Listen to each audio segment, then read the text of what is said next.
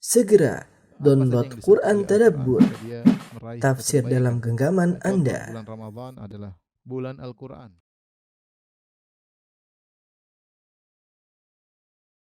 Bismillahirrahmanirrahim. Assalamualaikum warahmatullahi wabarakatuh.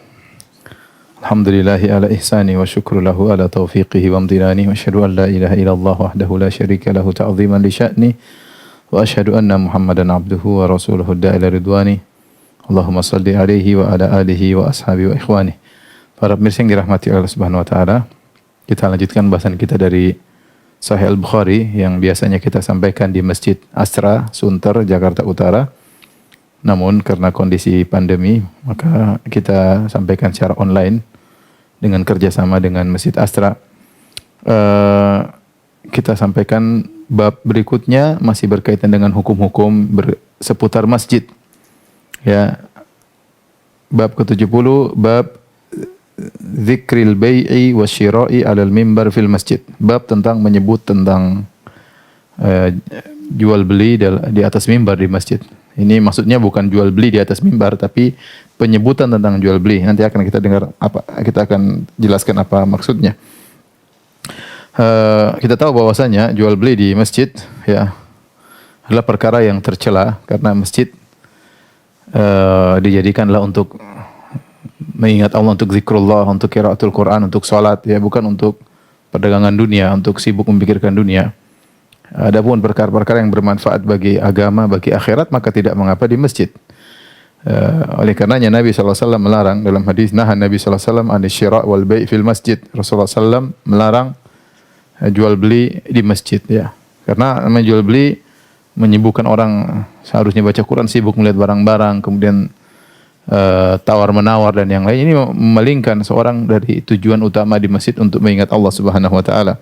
Bahkan Nabi SAW bersabda, "Idza ra'aitum man yabi'u aw yabta'u fil masjid faqulu la arbahallahu tijaratak." Kata Nabi SAW, "Idza ra'aitum," jika kalian melihat, man yabi'u aw yabta'u, ada orang yang menjual atau orang yang membeli, fil masjid, jual beli di masjid, faqulu, maka ucapkanlah, Nabi perintahkan untuk berdoa keburukan bagi orang tersebut, la arbahallahu tijaratak.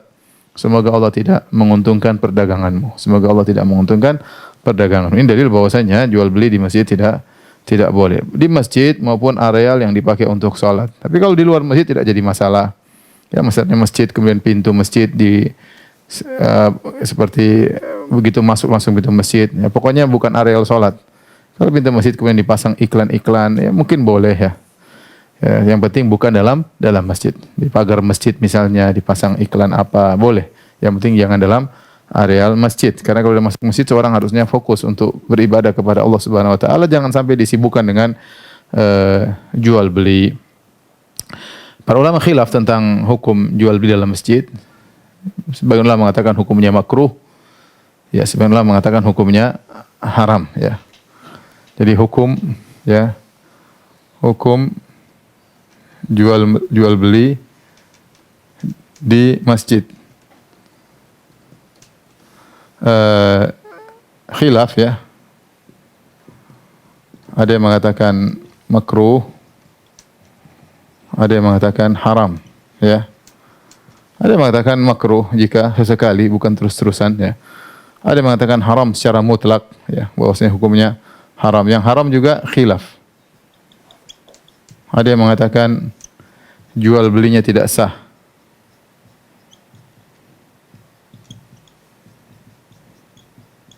Ada yang mengatakan jual belinya sah. Yang mengatakan makruh jelas, mereka mengatakan jual belinya sah. Ini jumhur ulama, jual belinya sah. Jumhur ulama. Jual belinya tidak sah, ini mazhab Hambali. Wallahu alam, seakan-akan mufradatnya itu mazhab Hambali bersendiri dalam hal ini. Pendapat sebagian ulama Hambali yang mengatakan haram, jual belinya sah, ini pendapat sebagian ulama Hambali seperti Ibnu Qudamah dan Syekhul Islam Ibn Taimiyah.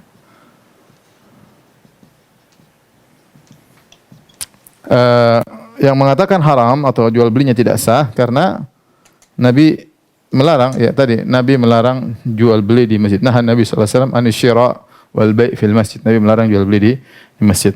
Adapun yang mengatakan sah, ya mereka mengatakan dalilnya, ya. Adapun ini dalilnya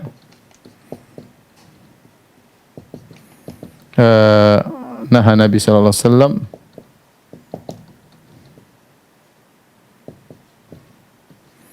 anil syira wal bai' fil masjid. Nabi melarang, Nabi sallallahu alaihi wasallam an dari asyira jual beli wal bai' jual fil masjid. Jadi hukumnya haram dan tidak sah. Adapun yang mengatakan sah kata mereka, dalilnya adalah pertama, larangan tersebut tidak berkaitan dengan zat jual belinya, dengan apa namanya? Ya, zat jual belinya. Tetapi berkaitan dengan perkara luar,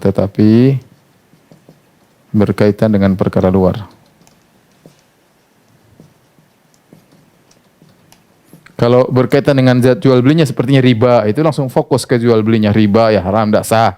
Contohnya lagi misalnya jual khamar, jual belinya ini langsung.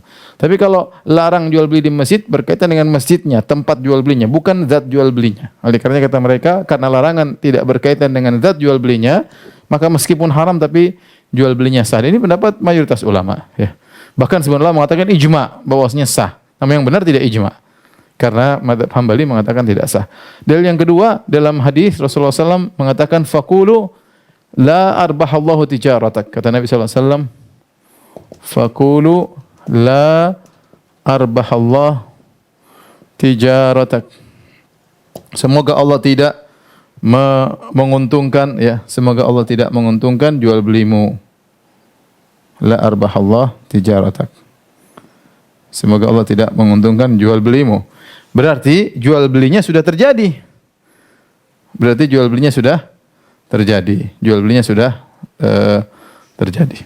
Oleh karenanya wallahu a'lam bishawab, pendapat yang lebih kuat adalah sah, ya. Namun haram dilakukan. Sah namun haram dilakukan, ya. Termasuk jual beli adalah muqaddimahnya semua, muqaddimah jual beli.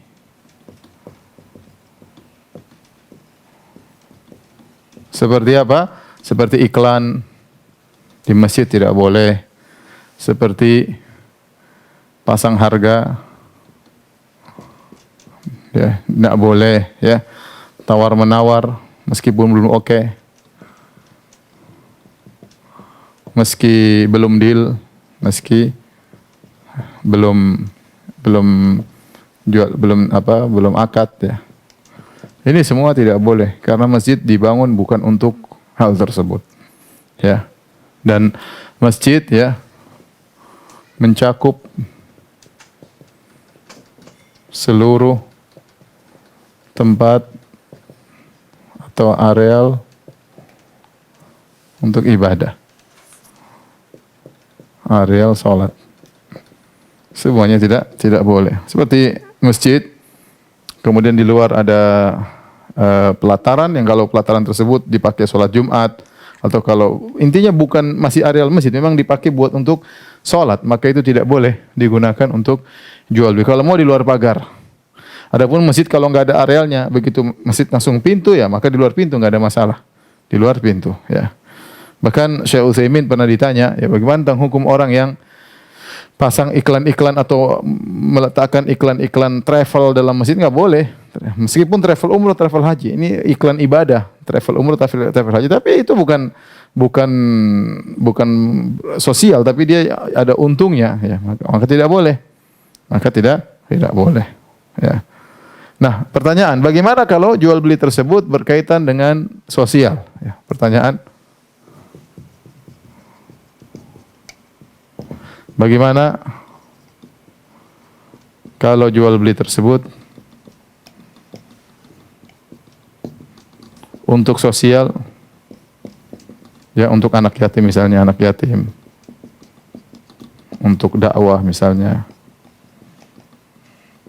maka lebih hati-hati kita tinggalkan, tidak usah, mending di luar. Kalaupun kita karena ini sosial ya, Rasulullah SAW ya, bahkan minta sedekah di masjid misalnya nggak ada masalah ya. Sebenarnya kalau sosial nggak ada masalah. Cuma kalau bisa jangan tawar menawar di situ. Kalau kita isi iklan aja ya ikhwan, di luar ada orang ini kalau mau beli buku harganya sekian-sekian atau mau beli apa nanti keuntungannya untuk dakwah boleh ya, insya Allah nggak ada masalah. Karena tidak menyebutkan, hanya kasih pengumuman aja. Tapi kalau taruh di masjid tawar menawar berapa ini jangan. Dan ini tidak mengapa meskipun mukadimahnya ada pengumumannya. Kenapa? Karena ini untuk sosial, bukan untuk kepentingan duniawi, tapi untuk Allah Subhanahu wa taala ya. Wallahu alam bissawab. Baik, para pemirsa yang dirahmati Allah Subhanahu wa taala, adapun bab yang dibuat oleh Imam Al-Bukhari di sini jangan disalahpahami, bukan masalah jual beli di mimbar ya. Karena saya dapat iklannya kemarin. Ya. Jual beli di mimbar kayaknya. Ya, dan itu salah ya. Tapi menyebut tentang jual beli. Saya bacakan hadisnya. Qala haddatsana Ali bin Abdullah, qala haddatsana Sufyan an Yahya an Amrah an Aisyah qalat. Dari Aisyah radhiyallahu anha ia berkata, atatha Bariratu tas'aluha fi kitabatiha. Barirah datang kepada Aisyah radhiyallahu taala anha, Barirah seorang budak wanita, tas'aluha an kitabatiha. Yaitu dia minta tolong Aisyah agar membantu dia untuk melunaskan mukatabah.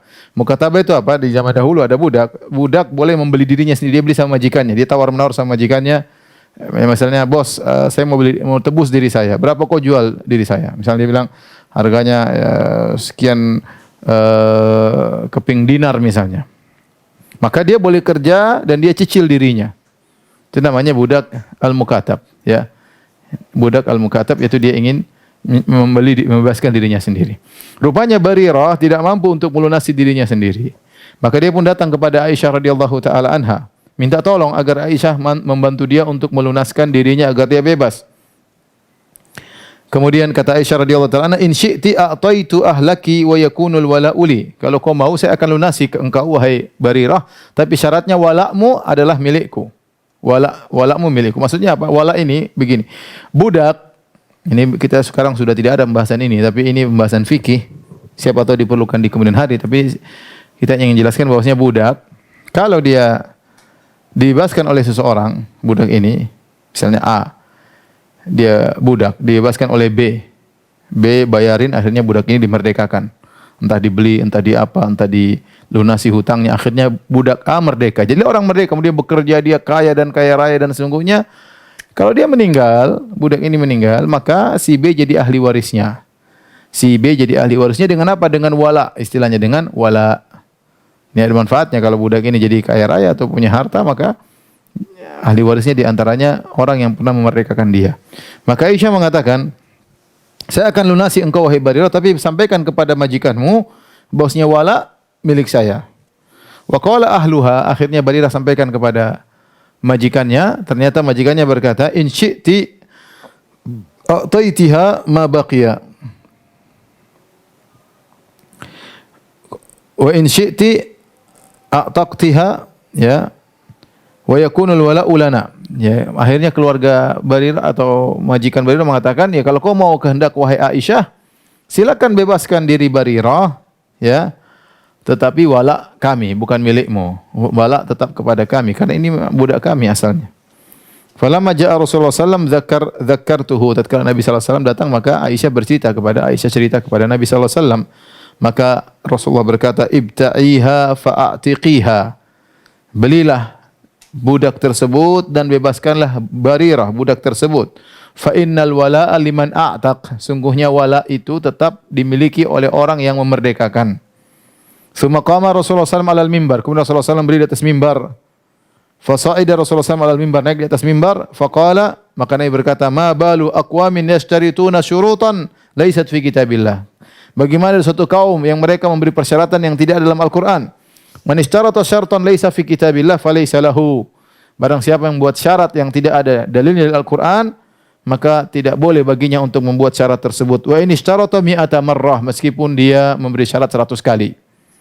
Ini maksudnya Nabi sallallahu alaihi wasallam menyebutkan tentang jual beli di atas mimbar bukan Nabi sedang jual beli, tapi Nabi sedang bercerita karena ada suatu kaum yang mereka melakukan kesalahan. Karena dalam aturan Islam kalau orang yang memerdekakan maka walaknya kepada yang memerdekakan, bukan kepada majikan awal. Sementara majikan awal ingin walaknya kepada dia, maka Nabi mengingkari. Maka Nabi naik mimbar, Nabi tidak menyebut nama, Nabi mengatakan ma balu aqwamin atau ma balu qaumin aqwamin yashtarituna syurutan laisat fi kitabillah. Kok ada suatu kaum yang mereka memberi syarat-syarat yang tidak sesuai dengan syariat. Ya. Man ishtarata syartan laisa fi kitabillah. Barang siapa memberi syarat ya, kemudian tidak sesuai dengan syariat, falaisa lahu, maka tidak boleh baginya. Wa in ishtarata mi'ata marrah, meskipun dia mempersyaratkan 100 persyaratan 100 kali. Ini maksud hadis ini. Ya Rasulullah SAW karena perkara penting pelanggaran, meskipun peringatan tersebut ada kaitannya dengan jual beli budak, tapi tetap Nabi sampaikan. Ya, tapi tentu pembahasannya bukan masalah jual beli di masjid. Karena Nabi sedang memperingatkan orang yang melakukan jual beli dengan syarat yang salah. Nabi sedang memperingatkan seorang yang melakukan jual beli karena majikan mau jual kepada Aisyah. Aisyah beli, berarti jual beli dong. Jual beli budak Barirah. Majikannya jual, Aisyah beli. Ini jual beli. Nabi cerita tentang jual beli, tetapi dalam rangka kemaslahatan, itu menceritakan ini ada orang jual beli tapi melanggar syariat. Bukan Nabi melakukan jual beli. Oleh karena ini Imam Bukhari ingin menyatakan bukan berarti melarang jual beli secara mutlak, tidak boleh ada perkataan jual beli dalam masjid secara mutlak, bukan demikian. Kalau bercerita tentang jual beli ada faedahnya untuk urusan akhirat, maka tidak mengapa. Buktinya Nabi SAW bercerita tentang jual beli yang penjualnya meletakkan syarat yang salah. Nabi cerita bahkan di atas mimbar agar menjadi peringatan bagi yang lain. Tapi ini hadis yang pertama. Yang berikutnya bab ke-71, bab at-taqadhi wal mulazamati fil masjid. Bab tentang taqadhi. Taqadhi yaitu meminta agar utangnya dilunasi di masjid. Ya, jadi ini beda. Kalau yang dilarang jual beli, kalau bayar utang di masjid enggak apa-apa. Ya, saya ingat ya, kalau jual utang piutang kan dibangun di atas sosial. Jadi kita dalam Islam ada dua akad. Akad jual beli cari keuntungan, akad utang piutang dalam rangka membantu. Makanya dalam utang piutang enggak boleh ada keuntungan. Untungnya semuanya riba namanya. Karena ini akad dibangun di atas sosial. Adapun akad jual beli dibangun di atas cari untung. Nah, barang siapa yang menggunakan akad sosial tadi, utang dalam rangka mencari untung, maka untungnya semuanya riba. Untungnya semuanya riba. Oleh karenanya utang piutang tidak sama dengan bab jual beli, maka utang piutang boleh dalam masjid. Mau kasih utang atau nagih utang boleh dalam masjid, enggak ada masalah. Karena dia bukan jual beli. Dia bukan jual beli. Nah, di sini bab tentang taqadhi. Taqadhi maksudnya menagih utang, wal mulazamah. Mulazamah itu apa maksudnya, Pak? Mulazamah sini maksudnya melazimi. Jadi begini.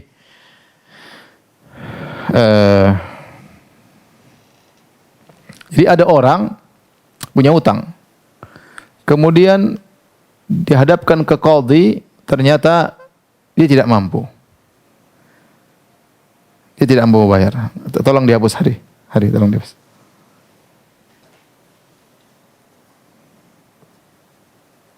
Ini sebenarnya dibahas dalam masalah hutang piutang, tapi saya ingin menyampaikan agar seorang hati-hati dalam masalah hutang ya. Masalah hutang ini masalah berbahaya yang orang lalaikan ya. Padahal ini perkara berat di akhirat ya. Oleh karena Nabi SAW masalah hutang piutang, Nabi SAW tegaskan dengan berat ya.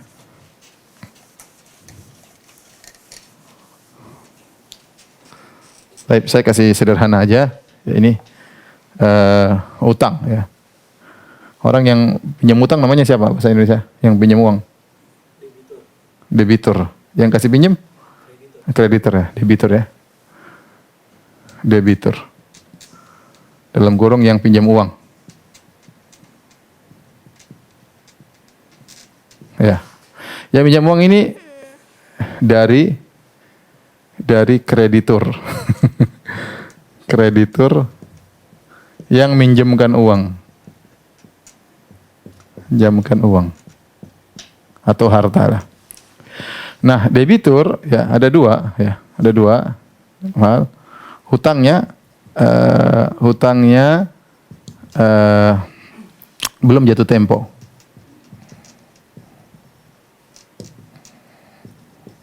Yang kedua, hutangnya sudah jatuh tempo.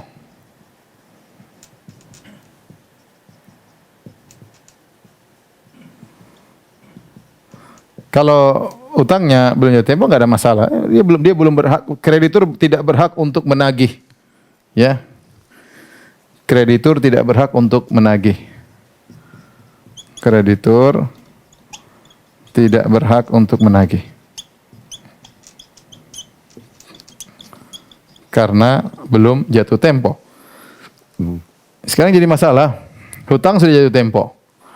Kemudian ada dua kondisi.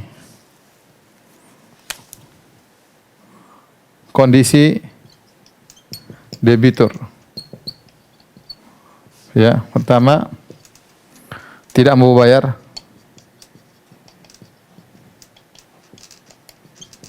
Mampu bayar. Nah, kalau tidak mau bayar, ya, maka hakim dilaporkan kepada kreditur, lalu ke hakim bisa mengadakan hajar, ya, hajar, ya, yaitu orang ini karena ternyata misalnya berbahaya, ternyata uangnya tidak ada, kemudian maka bisa jadi diisolasi atau dikasih pengumuman tidak boleh bermuamalah dengan orang ini. Kenapa? Dia sudah nggak punya uang, uang dia semuanya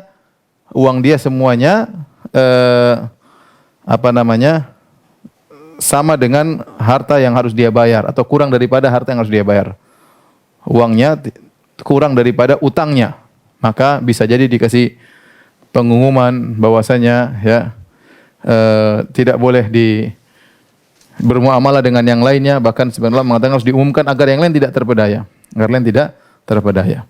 Tapi intinya di sini ada dua khilaf di kalangan para ulama. Ada yang mengatakan kalau tidak mau bayar, ya, boleh melakukan mulazamah, ya.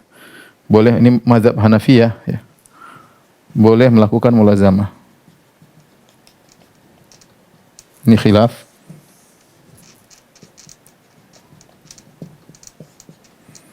Hanafiyah, Syafi'iyah. Kalau Hanafiyah boleh mulazamah.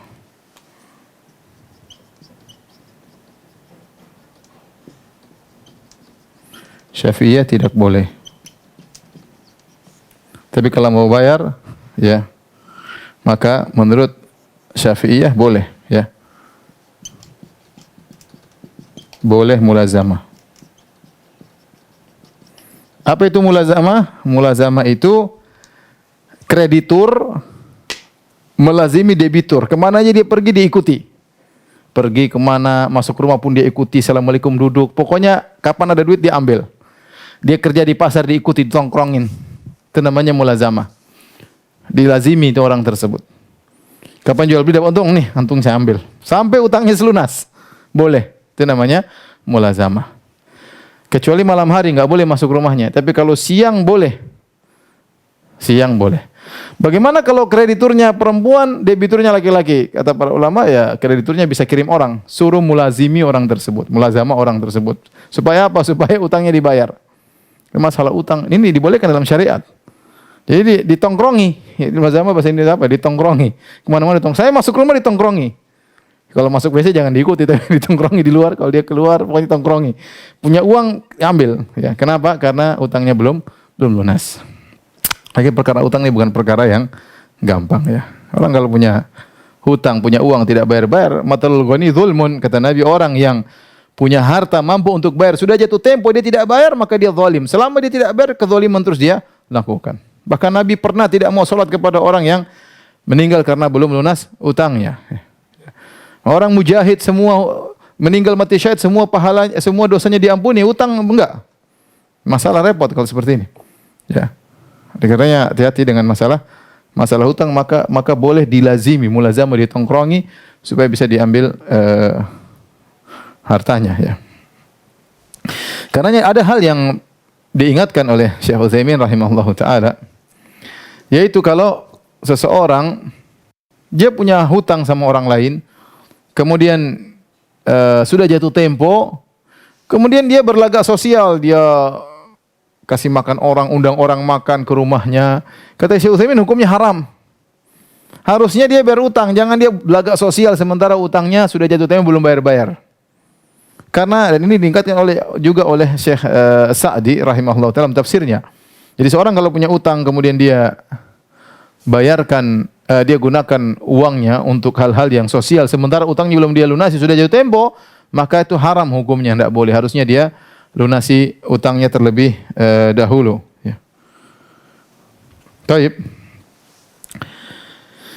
Kita lanjutkan hadisnya. Qala haddatsana Imam Bukhari berkata, qala haddatsana Abdullah bin Muhammad, qala haddatsana Utsman bin Umar, qala akhbarana Yunus an Zuhri an Abdullah bin Ka'ab bin Malik an Ka'ab annahu taqadha ibna Abi Hadrat.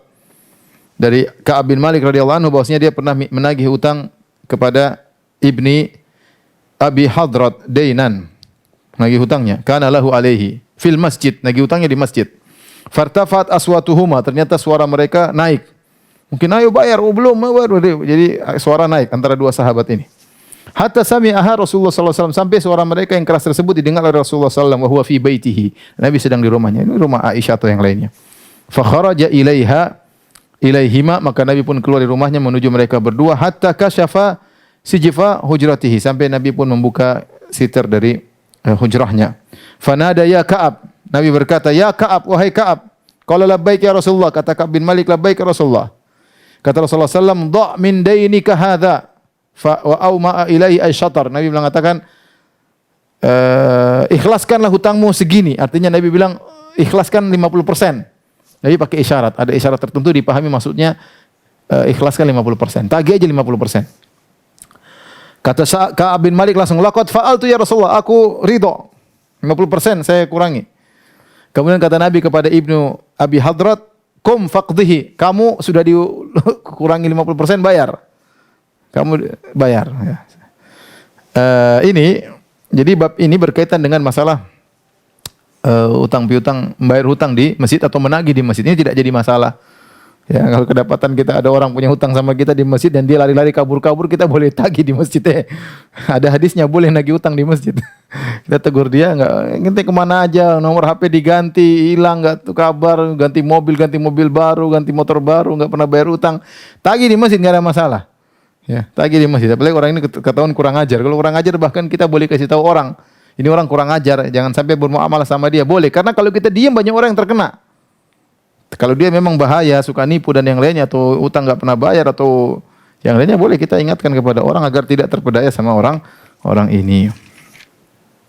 Adapun mengenai masalah mulazamah, maka tidak disebutkan dalam riwayat Al-Imam Al-Bukhari, tapi diriwayat dalam riwayat yang lain, dan ini kebiasaan Imam Al-Bukhari rahimahullahu taala. Beliau kalau membuat judul, terkadang judulnya diambil dari riwayat yang lain, dari hadis yang sama tapi dari riwayat yang lain yang bukan di Sahih Bukhari. Dalam riwayat yang lain, yaitu Rasulullah SAW menyuruh untuk melazimi. Ya.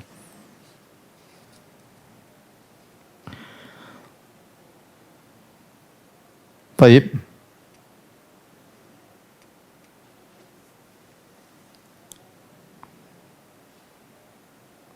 Atau disebutkan sini oleh Al-Hafiz Ibnu Hajar, disebutkan dalam Sahih Bukhari tapi dalam jalan yang lain, dan akan disebutkan oleh Al-Bukhari dalam Babus Sulh.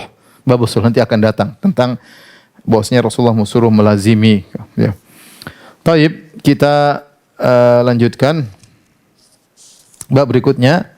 Bab kansil masjid wal tiqatil khirat wal qada wal aidan. Bab tentang membersihkan masjid dan mengambil kain-kain kotor yang ada di masjid atau kotoran dan ranting-ranting yang ada di masjid. Artinya bab tentang membersihkan masjid. Bab tentang membersihkan masjid. Artinya di antara adab masjid adalah membersihkan masjid.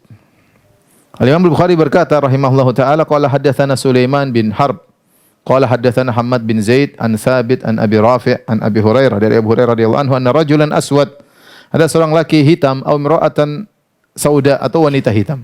Yang benar wanita hitam.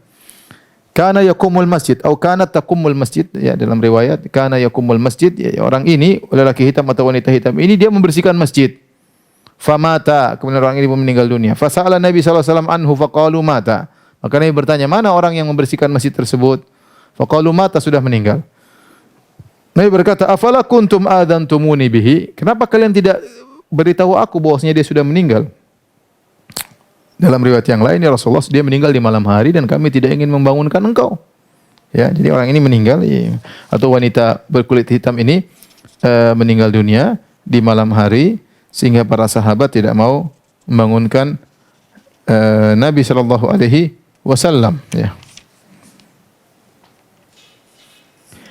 Kemudian ada yang mengatakan wanita tersebut namanya Ummu Mihjan, Ummu Mihjan, ya. Dia wanita berkulit hitam kemudian bersihkan masjid. Kemudian Nabi berkata, "Afalat adhantumuni bihi?" Kenapa kalian tidak kasih tahu aku? Dalam riwayat dikatakan sudah malam ya Rasulullah. Kami tidak ingin bangunkan engkau. Kata Nabi, "Dulluni ala qabrihi." Tunjukkan kepadaku mana kuburannya. Au qala qabriha, atau mana kuburan wanita tersebut. Fa ata qabrahu fa shalla alaihi. Kemudian Nabi pun datang kuburan wanita tersebut, kemudian Nabi salat jenazah. Nabi salat jenazah di kuburan tersebut. Tapi ini dalil tentang bagaimana sebagian orang perhatian terhadap kebersihan masjid. Sampai wanita ini imra'atun sauda, wanita berkulit hitam yang dikenal dengan Ummu Mihjan. Ya, ternyata dia perhatian dalam bersihkan masjid. Dia kumpulkan khirak, yaitu kain-kain yang kotor yang ada di masjid, ya. Kita tahu bahwasanya masjid dulu dari tanah, terkadang angin masuk, ya. Kemudian ada yang masuk kotoran atau ada ranting-ranting yang masuk. Tidak seperti masjid kita sekarang, ya. Kemudian kita tahu angin di Madinah kencang, ya, angin di Madinah apa? Kencang, ya. Jadi sangat mungkin ada hal-hal yang masuk, ya, sehingga masjid harus dibersihkan. Ada qadha, ada kotoran-kotoran yang masuk, ya. Al-idan, ada ranting-ranting, maka dibersihkan oleh wanita tersebut. Wanita berkulit hitam, tukang bersih masjid. Waktu dia meninggal, maka Nabi SAW perhatian sama wanita ini, ya. Kenapa Nabi perhatikan dia? Karena dia ngurusin masjid. Dia bukan orang terkenal di kalangan para sahabat. Dia bukanlah seorang kaya raya, tapi dia diperhatikan oleh Nabi. Kenapa? Karena di antaranya dia pengurus masjid, pengurus rumah Allah Subhanahu wa taala. Ya. Sampai akhirnya dia sudah disolatkan, tapi Nabi masih menyolatkan dia. Ini boleh dalam syariat, jika seorang sudah meninggal kita tidak sempat menyolatkan dia, kita boleh datang kuburannya salat. Kita boleh datang kuburannya untuk salat. Dan ini saya sampaikan kepada kawan-kawan masalah jenazah COVID-19 sekarang, COVID-19 ini sekarang, sebagian kawan-kawan kita meninggal kita tidak bisa solatkan karena ada peraturan yang harus diikuti, yang antar cuma berapa orang, yang nyolatkan mungkin cuma petugas di rumah sakit, yang mungkin solat 1, 2 orang, 3 orang, atau 1 orang aja yang solatkan. Ya, dia sudah disolatkan, selesai, dikuburkan, selesai. Kita bagaimana? Bolehkah kita solat gaib di rumah? Ini masalah khilafiyah. Namun saya pilih pendapat tidak perlu solat gaib, kita cukup berdoa. Tapi nanti suatu saat misalnya kita diberi kelapangan, wabah sudah selesai, kita boleh datang kuburan, kita solat situ, solat. Ya, sebagaimana Nabi SAW datang ke kuburan wanita ini, kemudian Nabi solat. Dan ini bukan solat yang dilarang di kuburan. Yang solat dilarang di kuburan adalah solat yang ada rukuknya, ada sujudnya. Tapi ini solat jenazah tidak ada rukuk, tidak ada sujud, tinggal datang hadap kiblat, kemudian kita solat jenazah biasa, Allahu Akbar. Boleh sama kawan-kawan, kita membuat saf, kemudian solat, tidak jadi masalah, yang dibolehkan. Karena menyedihkan sebagian kawan-kawan kita mungkin meninggal, ya, semoga Allah merahmati mereka, semoga mereka dicatat sebagai orang yang mati syahid. Tidak ada yang menyolatkan mereka kecuali segelintir kecil. Padahal mereka sangat membutuhkan doa yang tulus dari kita-kita. Taib, ini dalil bahwasanya kita jangan terpedaya dengan warna kulit, dengan penampilan, dengan pekerjaan. Tapi kita menghormati orang dari orang yang mereka memuliakan syiar-syiar Allah Subhanahu wa taala. Lihatlah Nabi sallallahu alaihi wasallam perhatian sama budak wanita ini, ya. Sampai Nabi datang ke kuburannya, Nabi salatkan langsung. Seorang bukan budak wanita, orang berkulit hitam. Tidak lain kecuali karena dia pengurus di masjid, membersihkan masjid. Dan ini juga dalil bahwasanya sunnahnya seorang bersih-bersih masjid. Membersih-bersih masjid adalah pekerjaan yang mulia, ya. Pekerjaan yang mulia. Dan ini juga sebaliknya tidak bagus kita mengotori masjid. Jadi seorang kalau misalnya ke masjid, kemudian kumpul-kumpul, makan, ya bersihkan. Jangan sampai kemudian mengotori masjid. Masjid buat kaum muslimin. Kalau ternyata orang datang ke masjid rame-rame, kemudian tidak menjaga kebersihan, bikin karpet jadi bau dan yang lainnya, maka tidak boleh. Karena masjid bukan milik dia, masjid milik umum. Jangan sampai orang datang ke masjid mengotori masjid, ya. Meninggalkan bau-bau yang tidak sedap dan yang lainnya. Tapi kita berusaha membersihkan masjid. Taib, bab berikutnya, bab tahrim tijaratil khamr fil masjid. Bab tentang pengharaman jual beli khamr di masjid. Maksudnya bab tentang menyebutkan tentang ayat yang mengharamkan jual beli khamar di masjid. Imam Al-Bukhari berkata, qala haddatsana Abdan an Abi Hamzah anil A'mash an Muslim an Masruq an Aisyah qalat lamma unzilatil ayat, tatkala turun ayat-ayat min suratil Baqarah fi riba. Dari surah Al-Baqarah tentang riba. Kharaja Nabi sallallahu alaihi wasallam ila masjid. Maka Nabi sallallahu alaihi wasallam pun keluar ke masjid, faqara'ahunna 'ala nas. Sama harrama tijaratal khamar. Maka Nabi pun pergi ke masjid, Nabi bacakan ayat-ayat pengharaman riba di masjid. Disitulah kemudian Nabi mengharamkan jual beli khamar, jual beli khamar. Maksud dari hadis ini bahwasanya khamar itu adalah perkara yang buruk, apalagi jual belinya adalah buruk. Tetapi kalau dalam menjelaskan hukum tentang jual beli khamar maka tidak mengapa di masjid, ya. Seperti menyebut tentang misalnya, mohon maaf, misalnya zina, perkara yang buruk, liwat, homoseksual, perkara yang, tapi kalau di masjid kita bicara hukumnya nggak ada masalah. Ya, meskipun perkara yang buruk untuk kita ceritakan disebut, tapi kali ini perkara untuk mengingatkan kaum muslimin, ya, maka tidak apa kita sebutkan.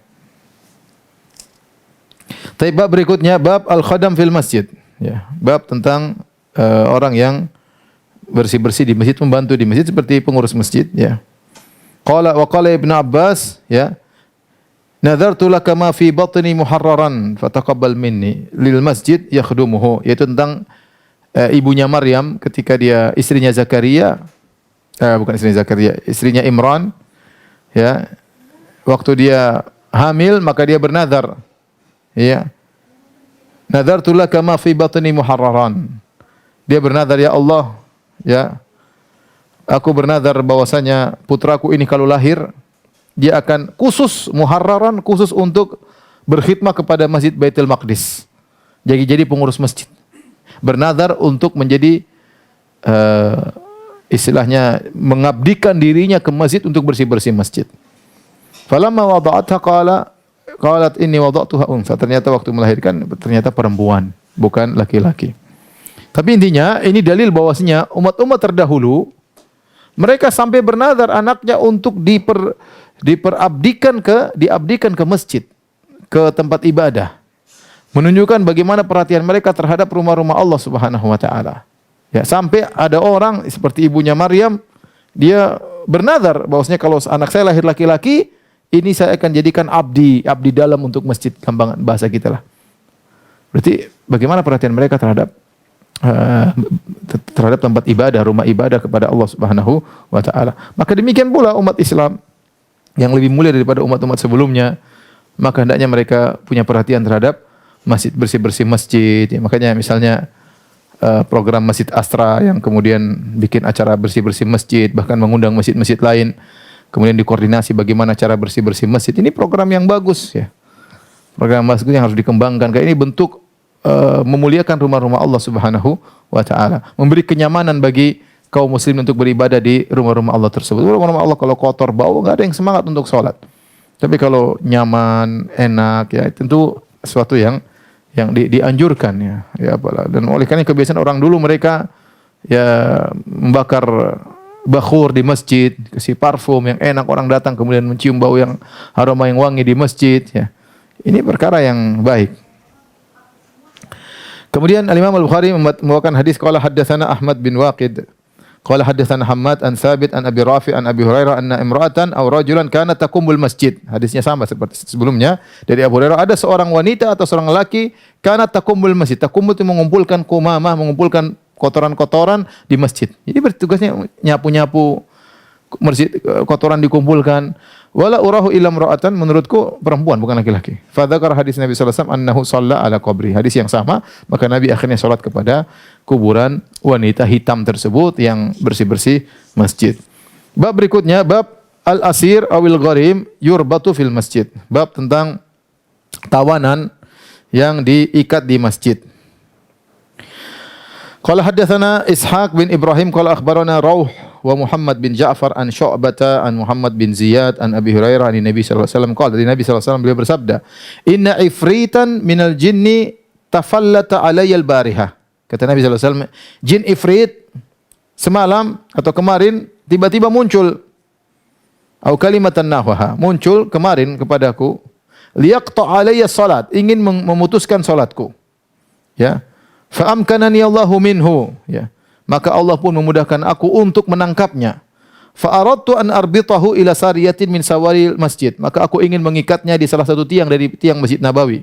Hatta tusbihu, sehingga kalian di pagi hari wa tanzuru ilaihi kullukum, kalian semua bisa lihat dia. Fa dzakartu qaula akhi Sulaiman, tiba-tiba aku mengingat doa saudaraku Sulaiman alaihissalam. Rabbighfirli wa habli mulkan la yanbaghi li ahadin ba'di. Ya Rabbku, ampunilah aku dan anugerahkanlah kepadaku suatu kerajaan yang tidak boleh bagi seorang pun setelahku. Qala rahu faraddahu khasian, maka aku pun mengusir dia dalam kondisi hina, ya.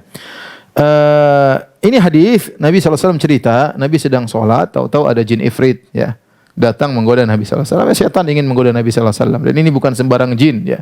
Jin ifrit mungkin jin kelas kakap, ya. Kemudian muncul tiba-tiba ingin menggoda Nabi SAW. Dalam riwayat disebutkan ja'a bi shihabin min nar, dia ja'alahu fi wajhi, dia datang tiba-tiba bawa semacam api ingin letakkan di wajahku, ya. Dalam riwayat yang lain fa akhadhtuhu fasara'tu, aku pun tangkap dia dan aku tangkap dia fa khanaqtuhu, maka aku pun mencekik dia hatta wajadtu burda lisani ala yadi, aku cekik dia lehernya sampai kerasa basah lidahnya keluar jin ifrit tersebut sampai kena tangan Nabi sallallahu alaihi wasallam, ya. Nabi kuat, Nabi cekik dia sampai lidahnya keluar membasahi tangan Nabi sallallahu alaihi wasallam, ya. Dalam riwayat yang lain, ya,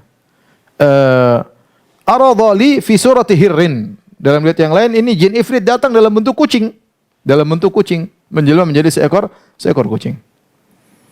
Tapi intinya ini dalil Nabi ingin mengikat dia. Jin ingin diikat di mana? Di masjid. Ini dalil Imam Bukhari menjadikan dalil bab al-asir, bab tentang tawanan diikat di masjid. Karena Nabi ingin, kalau bukan karena doanya Nabi Sulaiman, Nabi sudah ikat jin ifrit di masjid.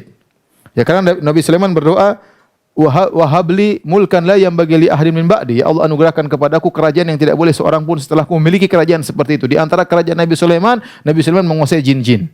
Maka hukumnya haram seorang menguasai jin. Kalau boleh menguasai jin, maka Nabi akan menguasai jin, di antara jin ifrit. Tapi Nabi tidak boleh. Nabi tidak boleh menguasai jin ifrit. Maka Nabi pun melepaskan jin ifrit tersebut karena menguasai jin hanyalah kekhususan Nabi Sulaiman alaihissalam. Kekhususan Nabi Sulaiman alaihissalam. Maka Nabi bercita-cita ingin mengikat jin, namun karena enggak boleh Nabi lepaskan jin ifrit tersebut. Taib. Ini dalil bahwasanya jin bisa menjelma. Dalam hadis ini jin menjelma menjadi kucing, ya. Dalam hadis yang lain dari hadis Abu Hurairah, jin pernah menjelma menjadi manusia ingin mencuri harta sedekah. Dalam hadis yang Nabi menyebutkan ada jin-jin masuk Islam, kemudian mereka terkadang dalam bentuk ular, ya. Jadi jin bisa menjelma jadi manusia, menjelma jadi hewan, menjelma jadi apa, bentuk yang menakutkan, bentuk yang indah dan yang lainnya, jin bisa menjelma.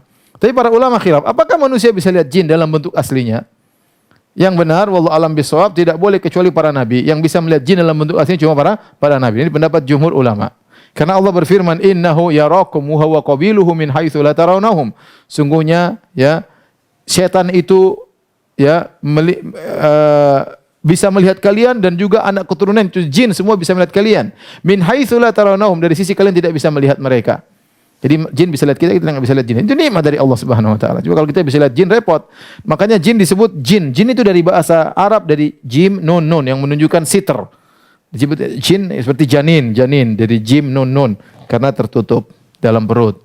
Disebut dengan majnun, kenapa akalnya tertutup, majnun. Disebut dengan jannah, yaitu kebun yang lebat karena banyak pohon yang lebat sehingga tertutup di bagian baliknya, di belakang yang tertutup. Maka jin adalah sesuatu yang tidak kelihatan. Hukum secara bahasa jin artinya sesuatu yang tidak kelihatan, ya. Kalau kita bisa lihat jin, belum tentu kita hidup nyaman, ya. Kita lagi makan, tahu-tahu jin duduk di samping ikut makan, repot. Lagi di rumah sama istri, tahu-tahu ada jin kemudian ikut ngelihat, ya repot, ya, terganggu. Kalau jin banyak kita nggak tahu jin banyak sedikit nggak ngerti. Intinya kata para ulama yang bisa melihat jin dalam bentuk aslinya cuma para anbiya. Saya nukilkan perkataan Ibnu Hajar, dia menukil dari Ibnu Battal dan yang lainnya, kata beliau, wa fahima Ibnu Battal wa ghairuhu, Ibnu Battal Al-Maliki dan juga ulama yang lainnya, annahu kana hina arada lahu ghaira mutashakkilin bi ghairi suratil asliyah faqalu inna ru'yata syaitan ala suratihi allati khuliqa 'alaiha khasun bin nabi. Kata mereka para ulama, sungguhnya melihat syaitan dalam bentuk aslinya dalam bentuk bagaimana diciptakan oleh Allah, ini hanya kekhususan Nabi sallallahu alaihi wasallam. Wa amma ghairuhu minan nas, adapun orang-orang yang lainnya fala, mereka tidak bisa melihat jin dalam bentuk aslinya. Liqaulihi ta'ala, sebagaimana firman Allah, innahu yarakum huwa qabiluhu, sungguhnya syaitan melihat kalian dan keturunannya melihat kalian min haitsu la tarawnahum, sebagaimana sementara kalian tidak bisa melihat mereka. Oleh karenanya hukum asalnya kita enggak ada yang bisa lihat jin, kecuali jin menjelma, mungkin kita bisa lihat. Itu pun saya tidak pernah lihat ya, alhamdulillah. Tapi saya ingatkan kembali, kalau ada jin datang menjelma jadi sesuatu, ya kita tidak usah takut ya. Dia juga mungkin susah untuk menjelma menjadi sesuatu. Kalau ada jin datang, ya kita tegur saja atau kita baca ayat kursi. Kita punya senjata, ada ayat kursi, ada, kalau dia mengganggu ya, ada 3 kul dan yang lainnya. Taib, para pemirsa yang dirahmati Allah Subhanahu wa taala, sampai di sini kajian kita ya.